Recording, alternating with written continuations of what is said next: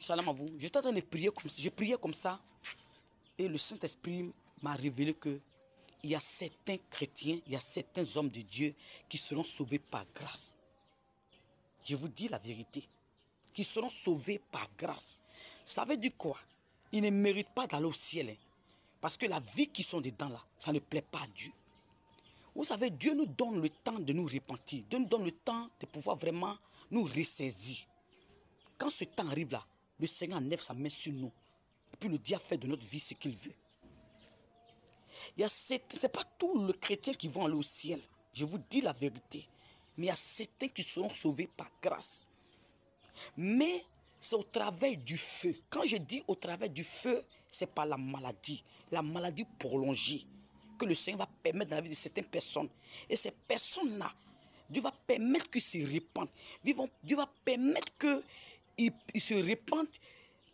Ils vont se repentir. Et c'est en ce moment le Seigneur va les enlever. Mais il y a certaines personnes qui seront aussi malades que Dieu va vouloir sauver par grâce. Mais si ces personnes-là, dans cette maladie, dans cette souffrance, ils ont pris conscience et qu'ils ont demandé à Dieu vraiment de les rétablir, qu'ils vont vraiment vivre une vie qui le glorifie, le Seigneur va leur donner la guérison, ils vont se repositionner. Mais à certaines personnes, le Seigneur sachant que s'il leur donne de la guérison, ils ne vont pas vraiment comprendre sa volonté et qu'ils vont dévier devant, le Seigneur me dit, charge de leur dire, il va les enlever. Il y a beaucoup de chrétiens, beaucoup d'enfants de Dieu qui seront sauvés par grâce. Parce que les temps sont mauvais. Nous sommes dans les derniers temps. Le temps est court. Dieu veut sauver certaines personnes. Mon frère, tu dis que tu es chrétien, tu es enfant de Dieu. Si tu t'en vas dormir, écoute-moi très bien. Il faut te réconcilier, Dieu m'a dit dormir. Il faut prier, il faut te repentir avant que tu partes dormir. Parce qu'il y a certains chrétiens qui vont rester dans le sommeil. Il y a certaines personnes qui vont rester dans le sommeil. Bien-aimé, écoute-moi, je ne suis pas venu te raconter des bêtises. Mais le Seigneur me dit de venir dire qu'il y a certaines personnes qui seront sauvées par grâce. Parce que le Seigneur sait que en les laissant encore en vie, il va les perdre. Donc il dit que ne voyons pas la mort de certaines personnes comme une fatalité. Non. C'est nous, on voit la mort comme un malheur. Mais au-devant de lui, la mort n'est pas un malheur. C'est pourquoi Paul le dit, la mort met un gain. Voilà, la mort met un gain. Paul l'a dit. Parce que ceux qui vont être sauvés par grâce là, ils ne vont pas aller en enfer. Ils vont aller au ciel. Et c'est dans la maladie qu'ils vont se repentir. C'est pourquoi, écoute-moi, quelqu'un qui est malade, qui tombe malade, oui, ça a dépassé une semaine, ça a dépassé un mois, ça a dépassé 3 mois, on va dans un an. Écoute-moi bien aimé, commence à te repentir, commence à implorer la grâce de Dieu. Si tu tiens la vie là, il faut dire à Dieu de te faire grâce, hein, afin que tu ne partes pas, tu ne meurs pas. Là, après cette grâce-là, tu vas te lever pour faire sa volonté véritablement. Mais il y a des gens que Dieu, sachant que s'il les laisse encore en vie, ils vont dévier. Si Dieu a décidé de te sauver véritablement, écoute-moi très bien, il va t'enlever. C'est pourquoi si tu sens que tu es malade, que la maladie a prolongé, écoute-moi très bien, commence à faire la paix à tout le monde. Commence à te repentir. Commence à confesser tes péchés que tu as cachés. Je te dis la vérité. C'est en ce moment-là que, après cela, le Seigneur va t'enlever. Parce que le Seigneur me dit, la mort n'est pas un malheur. C'est pour ceux-là même qui vont au séjour des morts.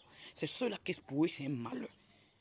Ce n'est pas tous les chrétiens qui vont partir au ciel. Non. Il y a certaines personnes, Dieu a décidé de leur faire grâce. À la dernière minute, au cours de leur maladie, quand il aura une repentance véritable, il va les enlever. Écoute-moi très bien. C'est pourquoi mon frère, ma soeur, si tu entends cette vidéo, ce n'est pas moi qui viens te parler. Mais c'est le Saint-Esprit qui parle au travers de moi pour te dire.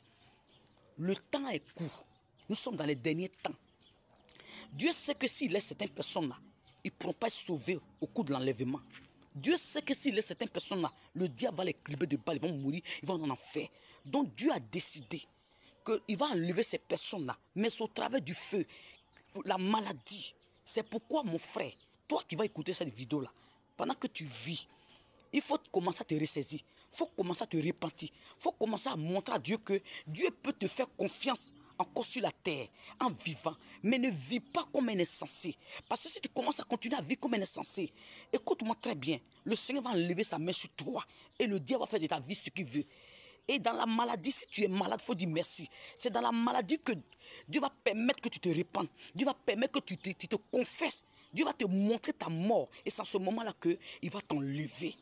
Dieu va susciter des véritables serviteurs de Dieu pour les derniers temps. Pour annoncer la vraie évangile, pour que son peuple soit sauvé.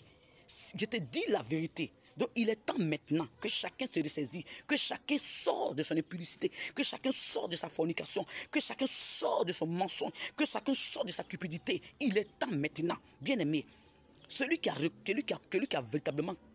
véritablement créé dans sa vie, la sexualité ne lui dit rien. Celui qui a réellement créé dans sa vie, la sexualité ne lui dit rien. Nous pouvons